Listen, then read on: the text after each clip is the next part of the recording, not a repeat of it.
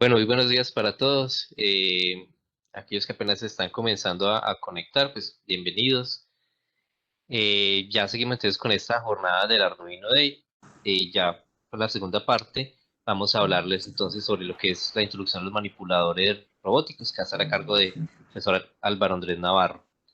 En cualquier momento ustedes pueden hacer sus preguntas a través del chat o en la sección que aparece PIR de preguntas y respuestas en la parte inferior izquierda de sus pantallas. Les recordamos entonces que estas sesiones van a estar disponibles, al igual que el material, en la página del evento. Ya ahora se las escribo en el chat. Bueno, pues Álvaro, muchas gracias entonces por tenerlo. Hola, muy buenos días y muy buenos días Yes. para todos. Primero quiero preguntar si me oyen, ¿me escuchan bien? Yo sí lo escucho bien, no sé, de pronto los Sí, asistentes. yo también. Bueno, muchas gracias, Pedro, muchas gracias. Bueno, mi nombre es Álvaro Andrés Navarro. Yo soy profesor del programa de Ingeniería Electrónica y en esta oportunidad, aprovechando ese día de Arduino, venir a contarles un poco sobre un tema que tiene mucha acogida hoy en día, que es el tema de robótica y en este caso pues hablar un poco sobre los robots manipuladores, ¿sí? A pesar de que puede ser un tema muy complejo, pero lo vamos a abordar de una forma muy motivacional para lo que va a venir en las horas de la tarde que corresponden al reto. Entonces, siguiendo la continuación del primer taller que nos dio el profesor Jorge Iván y el profesor Luis Miguel sobre el taller introductorio de Arduino, vamos a continuar entonces con esta sesión frente al concepto de los robots manipuladores y todo lo que está detrás de él. ¿Listo? Bueno, entonces para esto yo traigo la siguiente agenda. Vamos a ver un poco sobre los robots en la industria que realmente se están ligados mucho al tema del manipulador. Posteriormente haremos una definición un poco más formal frente a lo que es un robot manipulador. Vamos también a abordar un poco sobre la clasificación de los robots manipuladores y por último, entraremos a hacer el panorama sobre el robot manipulador artesanal, que es el principal elemento que se va a utilizar en las horas de la tarde para el reto que se les va a ustedes a mencionar, ¿cierto? Bien, entonces, cuando uno se refiere al tema de robótica, es un tema tan amplio que existen diferentes ramas de estudio para poder abordar un tema de estos. Pero cuando ya nosotros nos vamos a remitir un poco a la historia del por qué existen los robots en la industria y cuál ha sido el papel que ellos han venido desempeñando y por qué nosotros en estos momentos a nivel académico podemos hacer uso de ello en diversas aplicaciones, esto nos va a ir mostrando la importancia que tiene este aspecto de sistemas autónomos aplicados. Entonces, un poco revisando la historia de robots manipuladores, eh, existen diferentes empresas a nivel mundial que ya llevan muchísimos años en el desarrollo, construcción, puesta a punto de diferentes tipos de robots que son aplicados a la industria. Entonces, por ejemplo, este primer robot es un robot que tiene cuatro ejes. Ahora más adelante voy a mencionar qué es lo que significa un eje.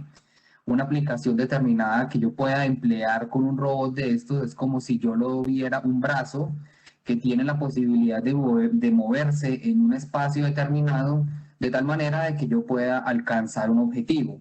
Entonces, el robot Scara es un robot muy utilizado hoy en día, tanto a nivel investigativo como a nivel de aplicación. Inclusive ya hoy en día la parte educativa ha tenido muy buena fortaleza contra ese tipo de sistemas y ha venido mencionándolos cada vez más. Ya, digamos, un poco más fuerte y directo hacia procesos industriales mucho más complejos, pues podemos ver, por ejemplo, unos robots grúa, ¿sí? Robots que están soportados sobre una base horizontal en la cual ellos se pueden desplazar de acuerdo pues a la aplicación que se esté analizando en el momento. Entonces, hay grandes empresas como las que voy a mencionar ahora, como por ejemplo la empresa alemana KUKA, la empresa norteamericana ABB, hay empresas japonesas y coreanas que vienen desarrollando robots para la industria, que han venido no tanto decir el tema de reemplazar la mano de obra humana, sino que permite mejorar muchos procesos debido a la situación repetitiva que yo puedo mencionar con respecto a ellos. Entonces, el robot manipulador, dentro de su misma forma, ellos van a estar enfocados en muchas y diferentes tipos de aplicaciones, de acuerdo pues al objetivo que se quiere plantear con él. Entonces, por ejemplo, existen unos robots que son robots antropomórficos de 6 ejes. Los ejes son simplemente las uniones digamos, los joints que se le conocen en inglés a la unión de las articulaciones de tal manera que yo pueda moverlas en diferentes posiciones. Entonces, uno puede analizar cómo un robot de estos puede desplazar su base, puede desplazar su brazo, las distintas articulaciones hasta llegar al último bloque superior, que es en donde se va a encontrar el conocido como el efector final o el end effector, que es el que va a estar en contacto directamente con el objetivo que yo quiero en un momento dado tener. Entonces, estos tipos de robots pues son robots de gran tamaño, son robots que tienen un consumo de energía muy elevado, por lo tanto su sistema de control pues tienen que estar, deben ser lo suficientemente robustos para poder soportar todas digamos, la aplicación que se le va a llevar a cabo a un equipo de estos. Como también podemos tener, por ejemplo, robots cartesianos, que algunos de ustedes los pueden ver muy similares a los que uno, por ejemplo, ve en las máquinas CNC, que puedan tener movimientos tanto en X como en Y como en Z. Yo puedo tener un despliegue en mi espacio de trabajo basado simplemente en una forma cúbica y poder nosotros tomar decisiones de en qué momento un equipo como estos tiene una aplicación importante para una aplicación determinada. Recordemos que yo en este momento me estoy enfocando más hacia los robots de la industria, pero sí enfocándonos a hablar un poco frente a algunos modelos que son también muy utilizados hoy en día.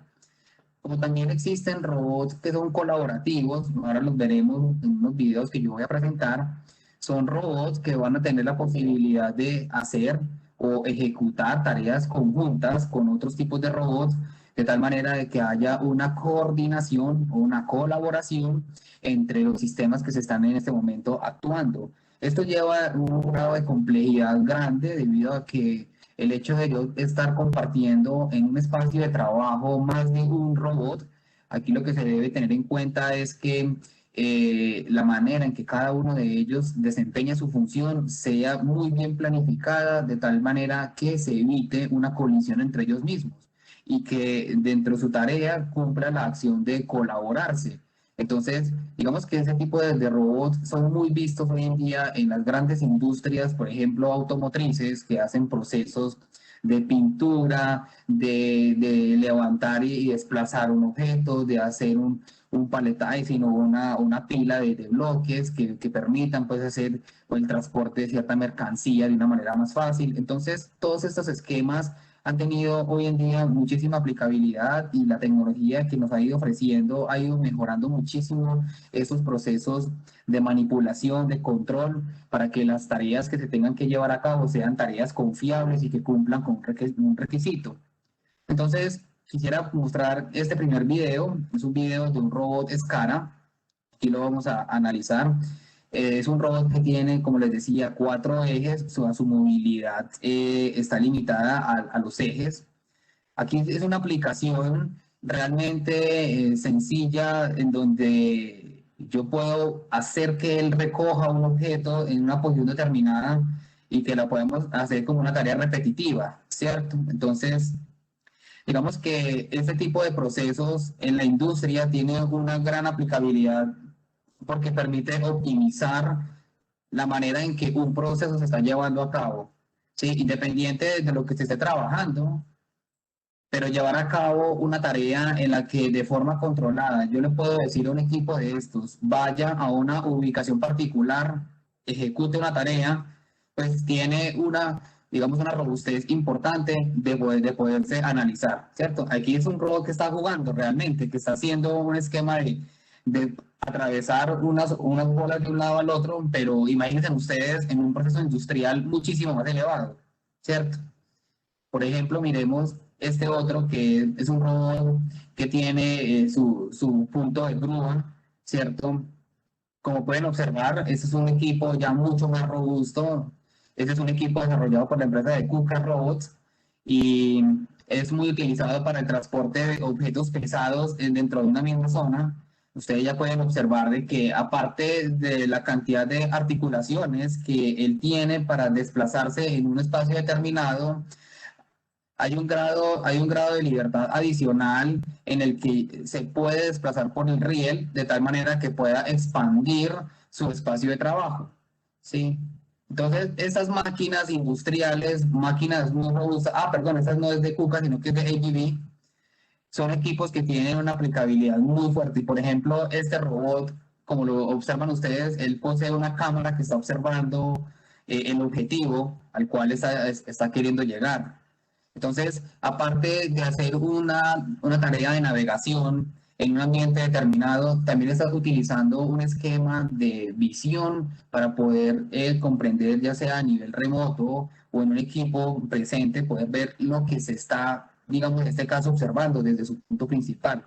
Entonces, son, digamos, robots que tienen aplicaciones visuales muy fuertes y que permiten optimizar procesos en donde el peso o la carga que se requiere mover es una carga relativamente alta, ¿sí? Entonces tienen unos torques muy elevados para poder levantar y asimismo desplazarse. Por ejemplo, miremos este otro, este es un robot más colaborativo.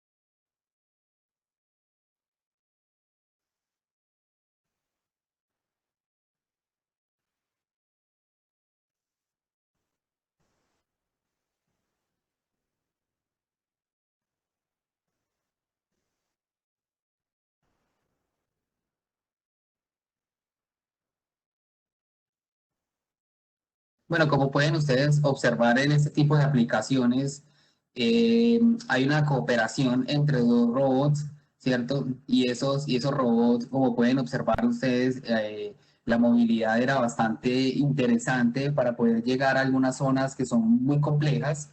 Digamos que puede llamar mucho la atención la movilidad que tiene y la velocidad que le permite dar a las articulaciones el poder llegar hasta un punto determinado. Como les mencionaba al comienzo, cuando yo estoy trabajando con robots que hacen tareas colaborativas o cooperativas, la complejidad en la tarea de trabajo es bastante delicada, puesto que el robot mismo tiene que, al mismo tiempo de que se está desplazando dentro de un espacio de trabajo determinado, tiene que conocer también la movilidad que tiene el robot colaborativo que está al lado de él, de tal manera de que vaya a evitar una colisión durante el proceso que se esté llevando a cabo. Entonces, cuando uno se refiere a esos espacios de trabajo tan amplios, hay que tener en cuenta los puntos que el nuevo robot no puede llegar, dependiendo de la posición de la articulación, hay una restricción frente a los puntos a los cuales yo no puedo llegar. Si yo lo veo, digamos, en analogía con el brazo de un ser humano, el codo, por ejemplo, que me permite hacer una movilidad del brazo, no me permite mover a ciertos puntos, es decir, ahí hay una restricción impuesta por la misma naturaleza que tiene en este caso el brazo, y lo mismo sucede con los robots que son tipo brazos. Entonces, en esa parte, digamos, el controlador tiene que tener toda la capacidad de analizar esos puntos no llegables y evitar lo que se le conoce como una singularidad o simplemente un punto no llegable que puede ocasionar un daño en la articulación o en el mismo actuador que lo está en este momento alimentando. Eso lo trataré un poquito más adelante para recapitular lo importante que es el tema de los actuadores en estos brazos, ¿cierto? Bueno, entonces, cuando uno está pensando en los robots de la industria, uno normalmente lo que está pensando es, bueno, si estoy ejecutando unas tareas en particular, ¿qué beneficios un robot de este tipo le puede brindar a la industria a la cual está siendo utilizado? ¿Qué diferencia realmente yo lo puedo ver desde un punto de vista operativo con respecto pues, a un operario humano que ejecuta una tarea? De pronto uno la podría ver tareas minuciosas, pero el punto de quiebre para ese tipo de comparaciones está ligado a la repetibilidad del proceso de una manera más confiable, ¿no es cierto? Entonces, aparte de todo eso, los robots de la industria nos van a permitir hacer una reducción de costos significativos durante un proceso, no tanto por, digamos, el pago salarial a un empleado que está ejecutando una tarea, porque al mismo tiempo la inversión que tiene una máquina de estas son inversiones muy elevadas, pero sin embargo, digamos que a lo largo del tiempo se puede estar notando el beneficio económico que esto puede estar librando, ¿sí? Al mismo tiempo de reducción de costos también se puede mencionar cuando son los famosos errores. Recordemos de que nosotros los humanos somos muy propensos a cometer errores muchas veces involuntarios que son pagados monetariamente. Entonces, en ese tipo de aspectos, un robot que sea programado para una tarea en particular, lo general es que no cometa errores y que tenga pues una confiabilidad bastante importante. De lo contrario, yo no haría una inversión para tener que suplir un error que se pueda causar por un equipo mal programado. También lo que podemos estar notando es el incremento en la producción. Cuando yo a través de un robot puedo ejecutar tareas ya mucho más frecuentes, entonces esto me permite incrementar muchísimo la producción. Entonces, si yo lo veo en diferentes ejemplos a nivel de las grandes manufacturas que utilizan sistemas robotizados para cumplir procesos, yo traigo, por ejemplo, a colación mucho la industria automotriz, porque es la que uno más ve digamos, de referencia en los distintos procesos del transporte, de ubicación de piezas, de traslados de un punto al otro, que permiten mejorar y permiten incrementar muchísimo no solamente la producción misma, sino también la propia calidad que se está analizando detrás de esto. Las grandes manufacturas, por ejemplo, en Europa y en Estados Unidos, en Japón, muchas de estas empresas son completamente automatizadas, o sea, tienen grandes sistemas robotizados que hacen toda la tarea completa de poder generar procesos en los que al cabo de un día se puede ver, digamos, el resultado de la tarea repetitiva confiable que se está llevando a cabo. O sea que, hablándolo en resumidas cuentas, frente a los robots de la industria, podemos estar hablando de que se mejora mucho la disponibilidad, se mejora en los tiempos de proceso, la calidad, que acabé de mencionarla. Se reduce muchísimo la dependencia de la mano de obra, sí, que es un tema muy complejo que podemos nosotros todavía analizar frente a la parte social que está detrás de el retirar un empleado de una labor para ser reemplazado por un robot manipulador. Pues en este caso todavía tiene mucha discordia, pero ya es la tendencia al mejoramiento de procesos, está ligado en ese tipo de aspectos. Sobre todo reducir los problemas de salud y seguridad. Los robots manipuladores, dependiendo de la aplicación a la que nos estaremos enfrentando, digamos que pueden ser muy útiles para llegar a puntos en donde para una persona puede ser complejo, puede ser peligroso, no es fácil. Entonces, esto permite de igual manera mejorar ese tipo de aspectos. Cuando yo vea más adelante un poco la clasificación de los manipuladores según su control, por ejemplo, según su estructura, pues ahí podremos analizar las distintas arquitecturas que son muy utilizadas para diferentes aplicaciones. Lo importante es que tengamos, digamos, una claridad importante frente a qué es la ventaja que un manipulador puede ofrecer para un proceso industrial, ¿sí? Para poder, digamos, en este caso, ser muy conscientes frente a la labor de ser repetitivo en un proceso y que de manera confiable podamos tener un producto terminado, es lo que hoy en día se sigue evaluando frente a la confiabilidad de este tipo de sistemas, ¿sí? Entonces, bueno, hablando un poco más de ya de la historia, miremos entonces, ¿qué es un robot manipulador? Porque cuando uno habla de robótica, como les dije al principio, robótica tiene diferentes estudios, diferentes puntos de visión.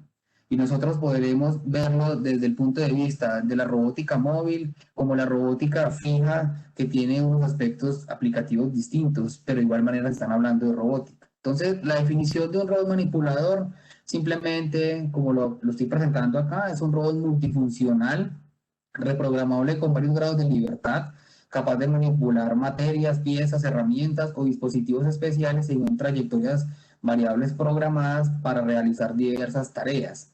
¿Sí? Es decir, el hecho de yo tener un brazo que tiene la posibilidad de moverse por un ambiente de trabajo determinado para una tarea en particular, ahí estoy hablando de un robot manipulador.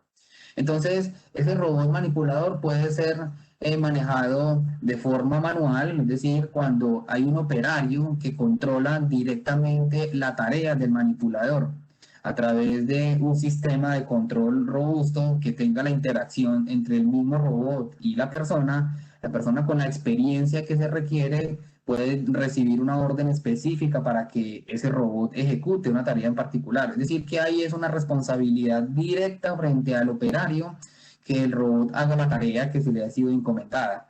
También se tienen robots de secuencia fija. Estos son los que se utilizan mucho en las cadenas de producción cuando lo que se quiere en este caso analizar es que haya un proceso que se repita permanentemente. Es decir, el robot ha sido programado para que haga una tarea en particular y la repita durante el tiempo, ¿sí? Que ya sea un cambio de actividad de acuerdo a una necesidad latente, pero por lo general los robots son utilizados exclusivamente en ciertas zonas para que su tarea sea simplemente programada en esa zona y permita pues optimizar mucho los procesos. Por eso es que uno normalmente en las industrias ve diferentes tipos de robots porque la tarea de cada uno de ellos puede ser diferente y de esa manera optimizar muchísimo los recursos que tener yo que programar diferentes actividades para un mismo robot de acuerdo pues a la funcionalidad que tiene. Yo no puedo tener un robot que tenga, pues, digamos, cuatro grados de libertad con respecto a uno que tenga 6 grados de libertad y le vaya a poner tareas que en algunos momentos no puede llegar, no puede hacer, o tareas que en cierta forma serían bastante redundantes para el propio robot, ¿cierto? Entonces son tareas que son programadas inicialmente para que las ejecuten repetidamente, como las que tienen la secuencia variable, que son también la alternativa, digamos, alterna en este momento, ¿cierto? Que es alterarle un poco las características de los ciclos de trabajo que posee ese robot de acuerdo pues a la tarea que está llevando a cabo en un momento dado. Todos esos tipos de esquemas están muy asociados a qué clase de robot es el que uno en algún momento puede necesitar. ¿Cuántos tipos de brazos uno puede ver en la industria para una tarea en particular? Uno puede encontrar muchísimos. Desde las mismas ideas que hace tantos años se empezaron a plasmar hasta lo que hoy en día logramos nosotros tener, eso nos ha permitido como tener un brochure, una cantidad de opciones para uno poder decidir qué clase de arquitectura sea la más adecuada de acuerdo a la aplicación que uno quiere trabajar.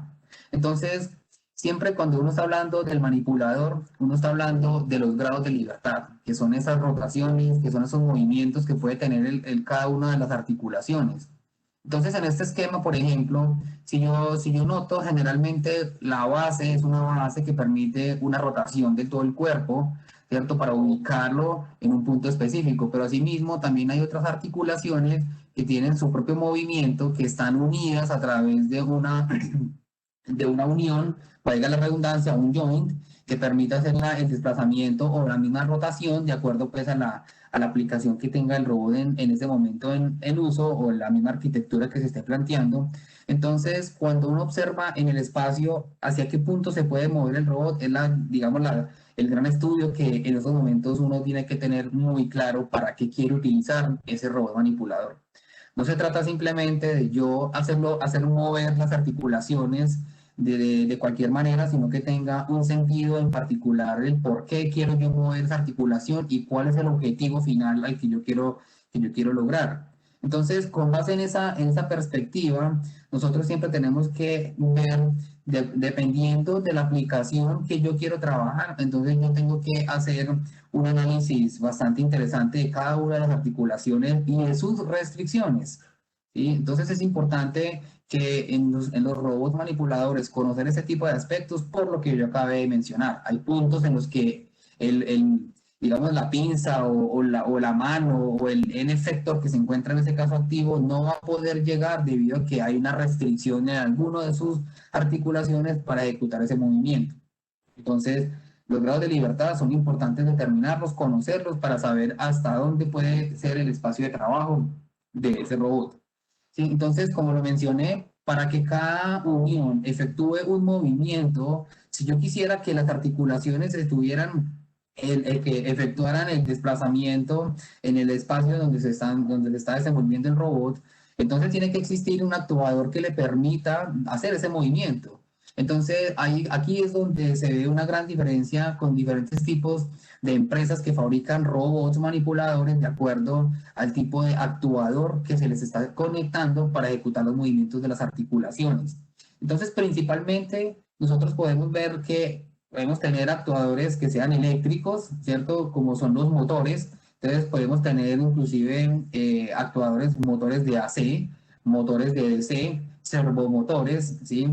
Y cada uno de ellos tiene sus ventajas y sus desventajas, pero principalmente lo que se pretende es, bueno, si yo estoy hablando de un motor en particular, entonces, ¿cuál será el torque de ese motor para que efectivamente sea capaz de mover la articulación y esa articulación está arrastrando otras articulaciones para que el punto final pueda llegar a una ubicación determinada? Entonces, aquí es donde uno puede notar la diferencia. Entonces, los motores, como hay diversas opciones, entonces los motores de corriente continua son motores que también ofrecen una muy buena aplicación de trabajo por su bajo consumo, pero sobre todo porque a través de cajas reductoras yo puedo incrementarles el torque para hacer el movimiento de la unión.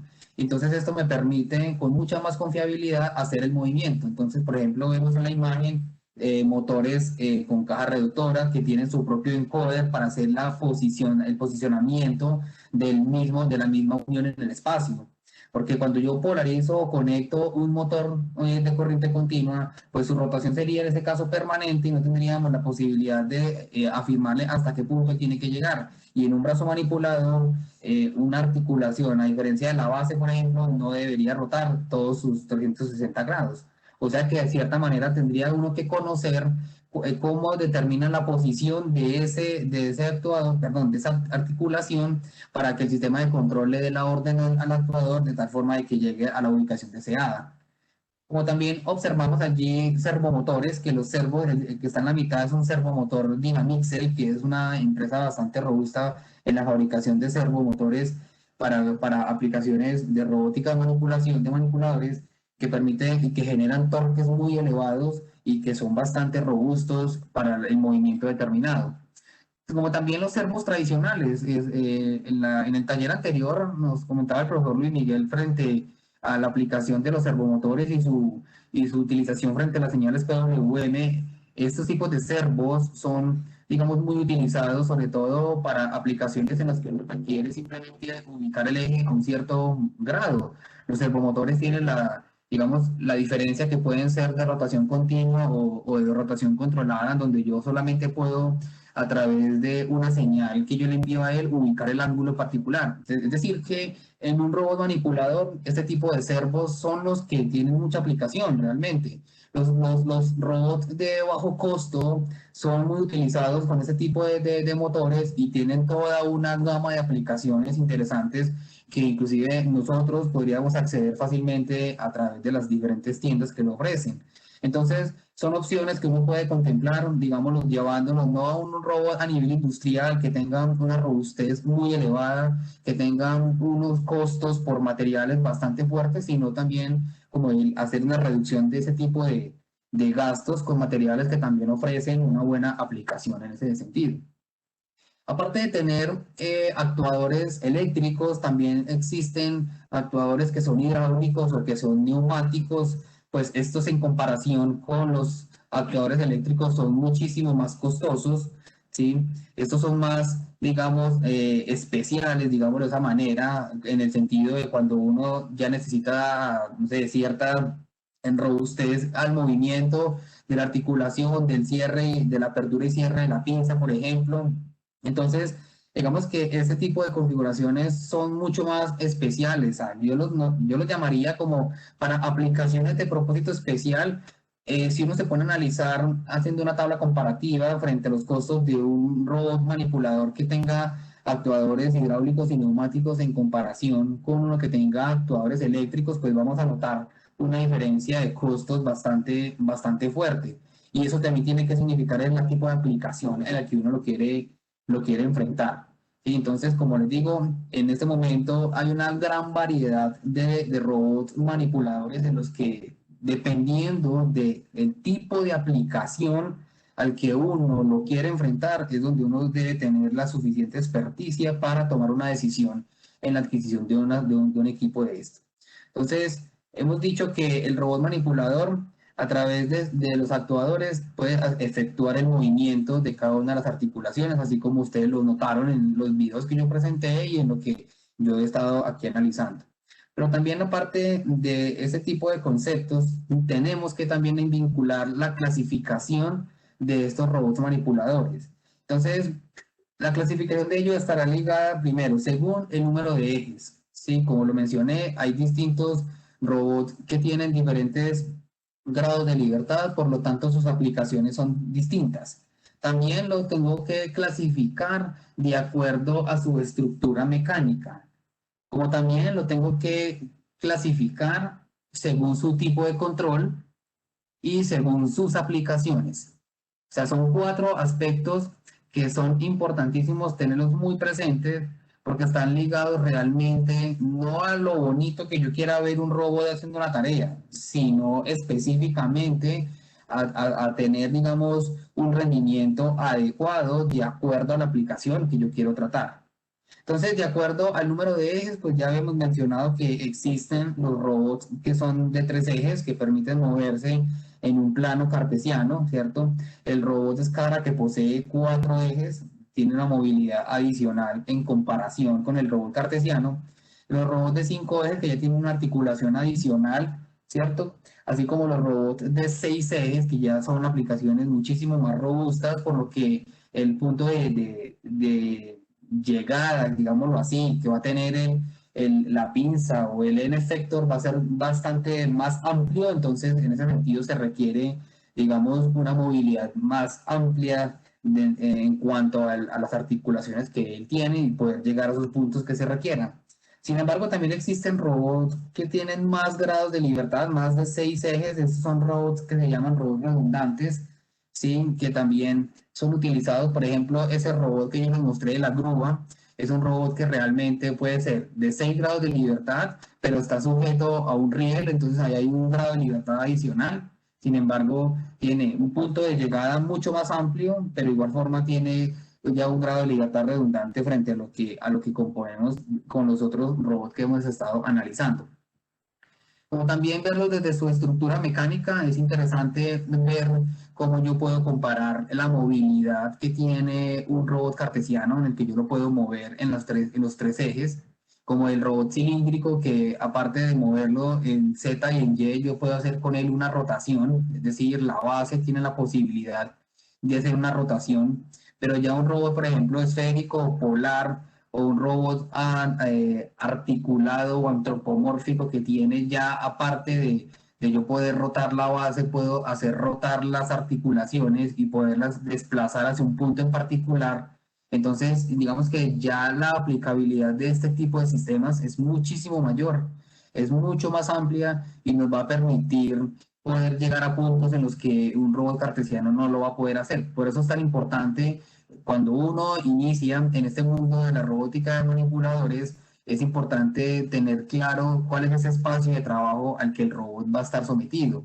¿Sí? Y el espacio de trabajo es simplemente la zona en el espacio en donde yo puedo ubicar el efector final.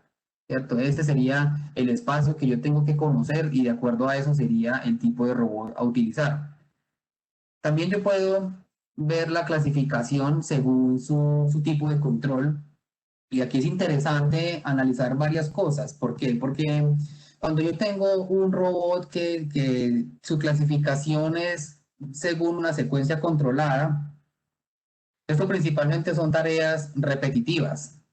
Sí, yo programo ese sistema, el controlador únicamente le está enviando información directa a los actuadores para que ejecuten la tarea y simplemente se hace el ejercicio. Y como es una tarea repetitiva, entonces simplemente el controlador lo que hace es como estar en un ciclo, en un bucle, donde permanentemente le está enviando repetidamente las tareas o las acciones que tiene que llevar a cabo ese robot. Pero también hay otro tipo de clasificación según el tipo de control y está enfocada a cuando es una trayectoria operada y continuada. Muchas veces no es tanto que ejecute una tarea repetitiva, sino que en la misma trayectoria que yo le estoy eh, diciendo al robot que pueda seguir, entonces estoy tratando de que llegue a puntos específicos. O sea que ya no es tanto un robot de forma autónoma, sino que existe, digamos, la experiencia de un operario que está manipulando dicho robot para que llegue a los puntos específicos. Por eso yo mencionaba anteriormente de que ese tipo de arquitecturas, la persona que lo está manejando tiene que tener un cierto grado de experiencia para no ubicar alguna articulación en una posición no deseada, ¿cierto? Una posición prohibida y que eso genere un daño en el propio sistema. Como también existen los completamente teleoperados, es decir, que no los tengo yo enfrente, sino que yo puedo a través de una conexión, digamos, a la red, por ejemplo, utilizando dispositivos móviles o computadores remotos, poder manipular la tarea o la acción que tiene en este caso el robot. Este robot en ese tipo de ambiente está ejecutando una tarea de acuerdo a las instrucciones que recibe del agente externo al que lo tiene conectado. Entonces, este tipo de tareas también tienen una aplicación muy grande, como lo había mencionado al inicio, que pueden ser para tareas en donde la persona es complejo llegar a ese sitio, no tiene la seguridad o es un sitio que involucra diferentes variables y que para una persona no es fácil poderlas llevar hasta ese punto, entonces uno pudiera a través de una conexión poder teleoperar ese tipo de sistemas, ¿no es cierto? Entonces, esa es una aplicación que también se utiliza muchísimo hoy en día y que tiene pues grandes ventajas a nivel tanto de la enseñanza, más aspectos educativos, como también aspectos en los que uno lo puede ver a nivel industrial. ¿Sí? Según su aplicación, pues hoy en día uno puede ver que los robots manipuladores están vinculados en muchas de las aplicaciones que tenemos actualmente. Por ejemplo, la primera imagen que vemos un robot que ejecuta un proceso de soldadura, ¿sí? Son robots que tienen toda la disposición para que el N-Effector esté siempre en una posición de acuerdo pues a la lógica planteada para que ejecute en este caso una tarea de soldar, que puede ser más arriesgada si yo se la asigno a un operario humano para que la ejecute, ¿cierto? Mientras, por ejemplo, el segundo robot, que es un robot de carga y descarga, los que se conocen en inglés como los pick and place, son también muy utilizados, sobre todo cuando están, digamos, recogiendo objetos de un conveyor o de una banda transportadora que está llevando objetos que se requieren poderlos cambiar de su posición para un siguiente proceso. Estos robots también tienen tienen mucha aplicación hoy en día a nivel industrial. Los robots de pintura, si yo me pongo a ver distintos esquemas de las grandes manufacturas de vehículos como la Mercedes, como Volkswagen, bueno, entre otras que tienen todos los procesos automatizados frente, por ejemplo, cómo yo puedo pintar una carrocería. Sí, es muy interesante ver todo este proceso, ¿cierto? Y cómo un robot programado para esa tarea, pues ejecuta la acción de una forma muy confiable y de acuerdo pues al lineamiento que se le ha planteado.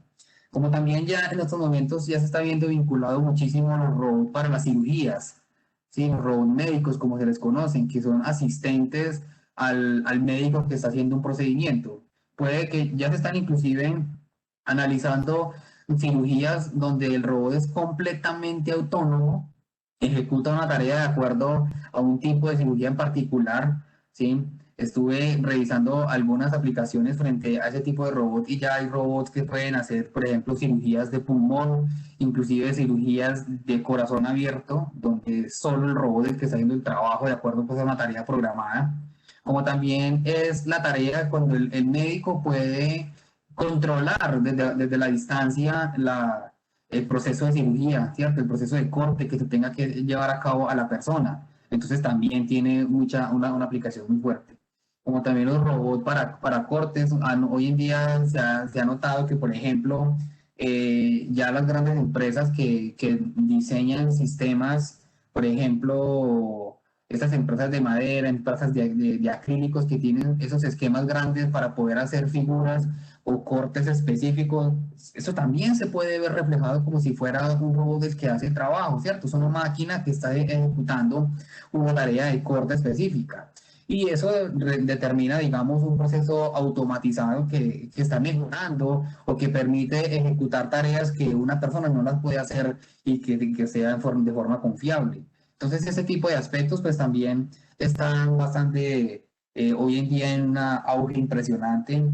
Aquí solamente he hablado de unas cuantas aplicaciones, pero a nivel, digamos, hoy en día ustedes pueden encontrar una gran cantidad de aplicaciones dependiendo de, digamos, del enfoque en el que uno se puede llegar a basar. Sí, lo que quiero mencionar en este caso es que la robótica de manipuladores está hoy en día muy utilizada con nosotros, ¿cierto? Pero más que todo para los procesos industriales. ¿Sí? Sin embargo, también a nivel educativo ya se viene mencionando diferentes laboratorios de centros de investigación que tienen sus robots experimentales para que a través de espacios académicos, estudiantes de posgrado puedan desarrollar prácticas en donde se esté probando diferentes teorías y eso hoy en día también tiene una gran acogida que también, digamos, a nivel investigativo permite pues vincular ese tipo de sistemas a nivel académico. De hecho, muchas de las empresas grandes en el mundo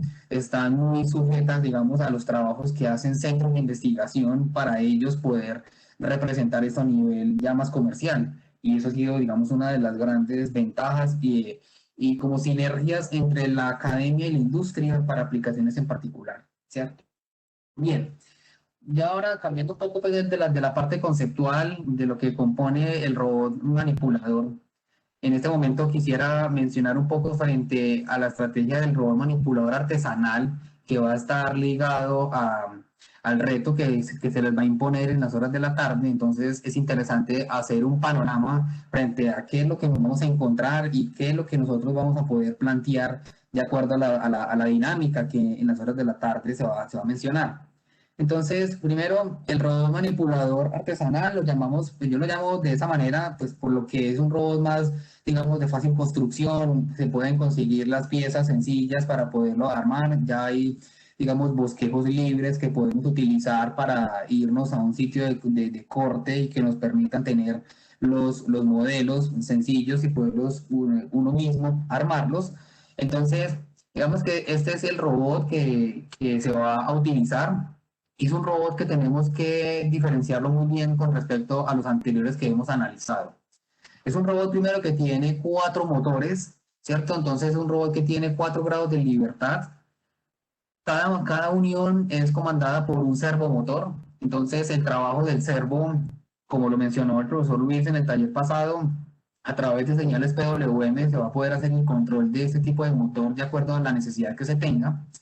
Entonces, el control de movimiento que podamos nosotros llevar a cabo en este robot se va a llevar a través de la plataforma Arduino. Vamos a hacer entonces igual alusivo a que hoy, siendo el día de Arduino, no podemos dejar a un lado la temática importante que representa el manejo de estas plataformas libres para una aplicación en particular como la que vamos a plantear ahora.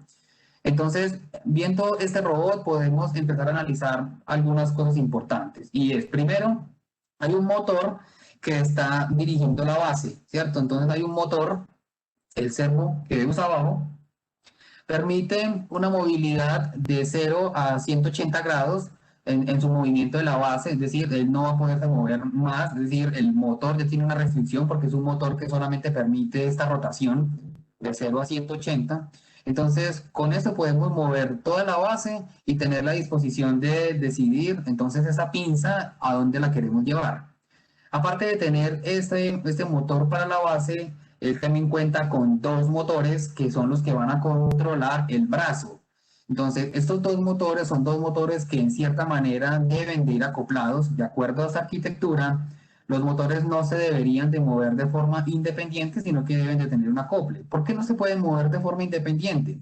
Porque en algún momento puede uno llegar a ubicar una articulación, bueno, uno de los brazos que está soportando este sistema en una posición en la que posiblemente al mover el otro motor pueda generar un esfuerzo y que pueda hacer un rompimiento de algunas de las uniones que tenemos allí. O sea que en esta sección tenemos que tener el cuidado. Sin embargo, para la práctica que queremos hacer, para el reto que vamos a plantear, ya se ha analizado que este brazo, estos dos motores van a estar ligados simplemente a un solo comando para poderlo llevar a cabo. Ese comando va a tener un movimiento entre 0 y 45 grados para hacer digamos, el movimiento hacia adelante o hacia atrás de todo el cuerpo y poder nosotros llegar a un punto específico. Entonces que ya tenemos, digamos, 2 grados de libertad que van a ser asumidos como si fueran uno solo, ¿sí? Y por último tenemos la pinza. La pinza también tiene otro servo y este servo nos va a permitir a nosotros abrirla y cerrarla. Entonces el ángulo de cierre estará, bueno, con el profesor César vamos a verificar un poco este valor, ¿sí? De acuerdo a las especificaciones que ya se tienen planteadas para poder nosotros tener la claridad en qué momento yo cierro, en qué momento se abre, de acuerdo a la aplicación que queremos plantear. O sea que, en resumidas cuentas, yo tengo un brazo que tiene 4 motores, pero los 4 motores yo solamente voy a hacer el control de 3. Es decir, el primer servo es el que va a controlar la base, el segundo servo y el tercero es el que va a hacer el control del brazo y el último servo va a hacer el control de la pinza. ¿Cierto? Entonces, con base en esa estrategia, es el reto que se les va a plantear a ustedes para que lo realicen a las horas de la tarde, y es el siguiente. Se tiene ya una base en el que nosotros vamos a programar. Se tiene el brazo y está conectado un sistema basado en Arduino, en este caso pues un ESP32, que es el que nos va a permitir podernos conectar de forma remota a través de una aplicación móvil, en este caso una aplicación que se va a instalar desde el celular, ya sea en iOS o en Android. En las horas de la tarde el profesor Alex nos va a presentar un poco cómo nosotros creamos una interfaz para poder hacer este control y de esa manera poderlo manipular para que se cumpla una tarea en particular. ¿Cuál será el reto? Pues el reto todavía se les va a mencionar a la tarde, va a quedar como todavía una buena sorpresa, pero es objetivo como tal de que las personas que se pudieron registrar al reto, tener, digamos, la opción para que hacer un ejercicio de control de ese brazo que les acabo de presentar para que ejecute una tarea en particular. Entonces, como les digo, en las horas de la tarde se va a mencionar un poco frente a esta actividad. Listo, entonces con esto yo voy a terminar mi charla frente a unos aspectos genéricos de los robots manipuladores para lo que nos vayamos a enfrentar en el reto. Igual viene una temática a continuación frente al tema de IoT, porque hoy en día tiene una gran aplicabilidad. De hecho, aquí se está enfocando también en un esquema basado en IoT, pero en donde el último bloque lo va a tener que manejar un robot manipulador de acuerdo a una operación dada por un usuario a través de una aplicación. ¿Listo? Entonces, no sé si tienen alguna pregunta. Si la tienen, muchísimas gracias y bueno, quedo atento.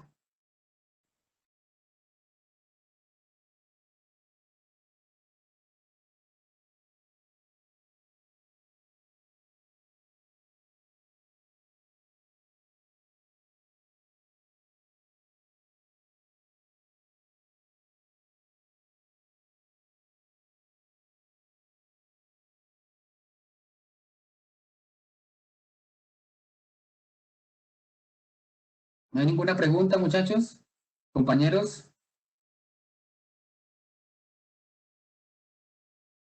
Pero les recuerdo que pueden escribir en cualquier momento sus preguntas al chat o la sección que dice PIR, preguntas y respuestas.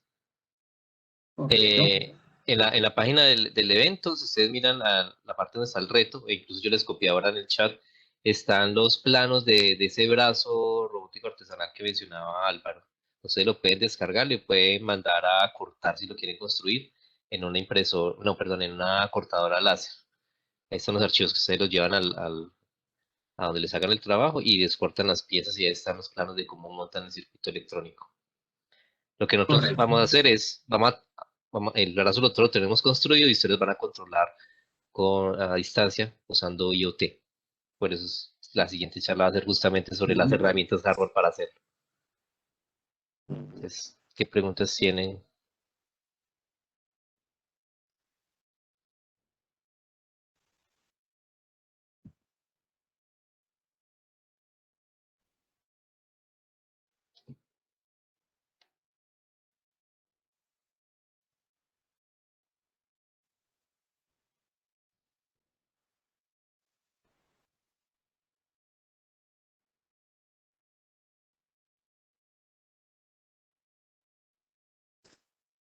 Bueno, por aquí algunos ya han dicho que ha quedado muy claro.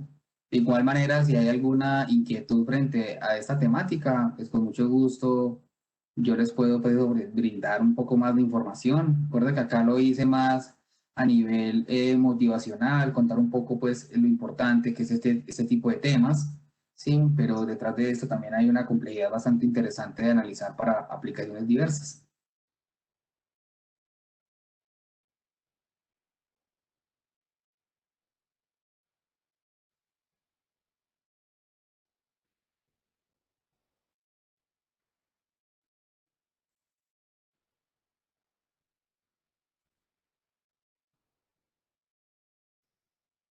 Bueno, hay una pregunta, Álvaro.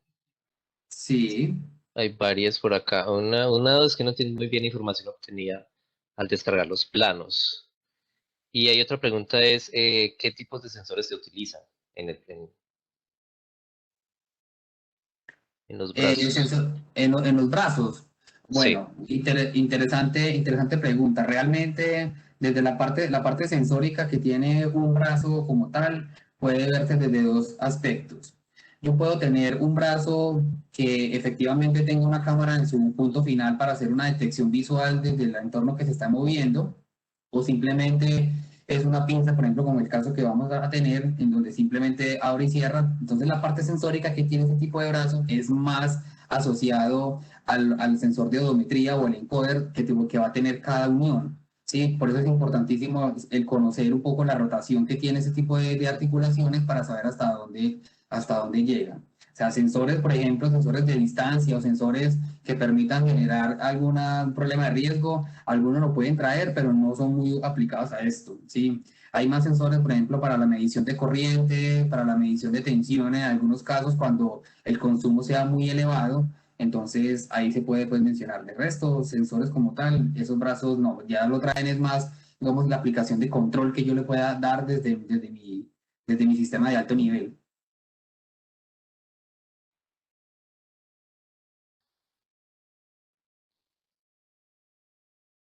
Bueno, la información de los planos, de pronto por ahí está César, que tiene como Sí, más conocimiento sobre César eso, si nos pudiera la responder a tiene. esa pregunta sobre la información que se envía la que se descarga directamente de la página de Thingiverse.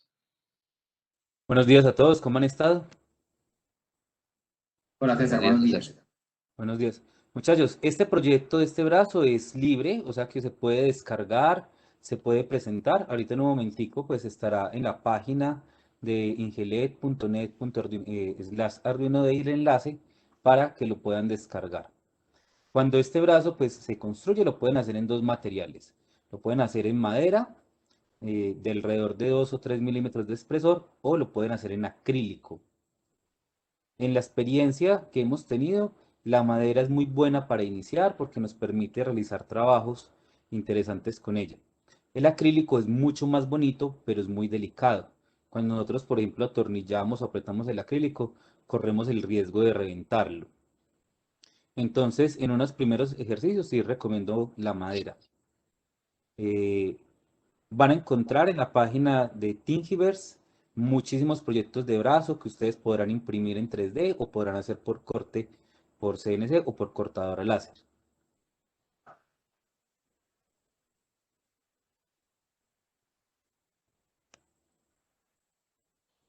César, ¿tú me puedes comentar en la charla tuya entonces esa dirección web para que ellos la exploren, la analicen?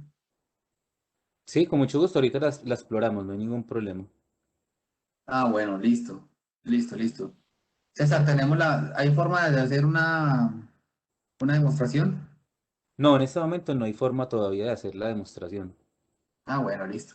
Queda todavía para más sorpresa para la tarde, que llega el reto. Sí, Bueno, listo.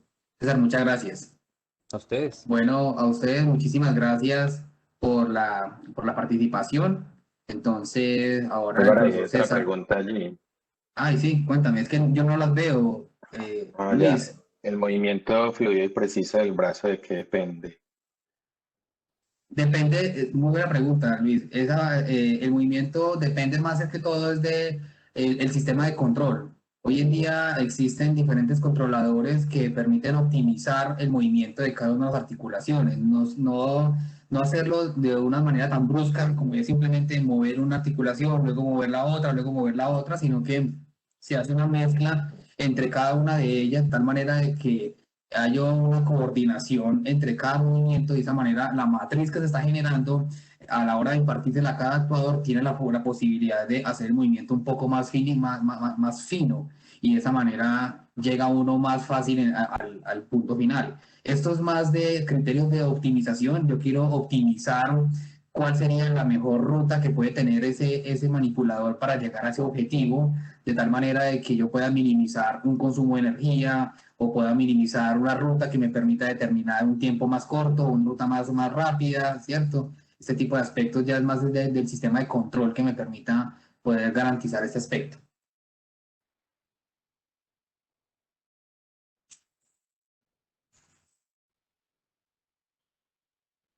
¿Hay otra pregunta, Luis?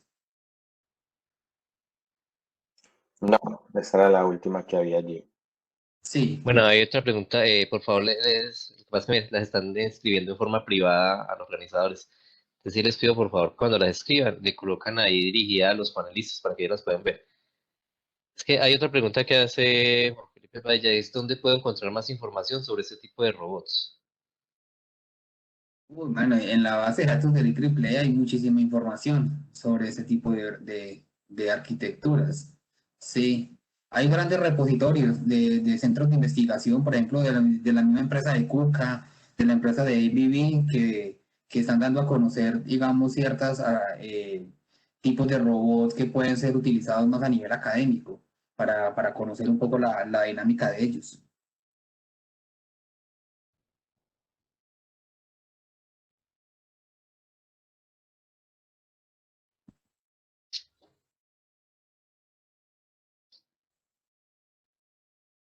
Bueno, por acá me preguntan qué dispositivos se usan para conectar la señal del microcontrolador a un actuador de más potencia. O sea, ¿qué dispositivo? Pues es que existen drivers, ¿no es cierto?, que hacen la transformación de esa señal de baja potencia que entrega un pin del microcontrolador llevada a un motor que tiene un alto consumo. Es decir, hay tarjetas especializadas que tienen toda la capacidad de elevar la corriente de acuerdo pues la necesidad que tiene el motor, ¿sí? Los famosos, cuando uno utiliza los motores de DC, los famosos puentes H con dispositivos de potencia, ¿sí? Estos permiten poderles dar buena capacidad a ese actuador para que se muevan, ¿sí? Cuando uno lo habla desde el punto de vista eléctrico, porque si uno lo habla desde el punto de vista neumático, tiene un sistema distinto, ¿sí? De conexión.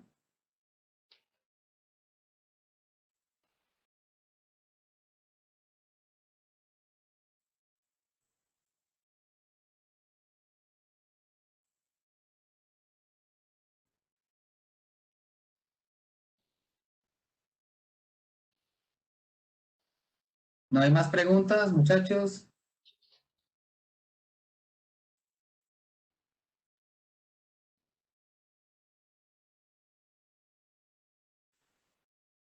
Bueno, muchachos, muchísimas gracias. Entonces, ahora daremos paso a la siguiente charla por parte del profesor César.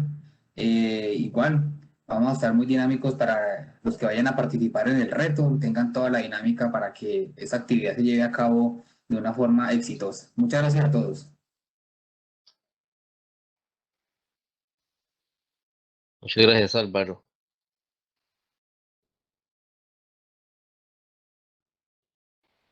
Bueno, César, si nos puede de pronto compartir la pantalla.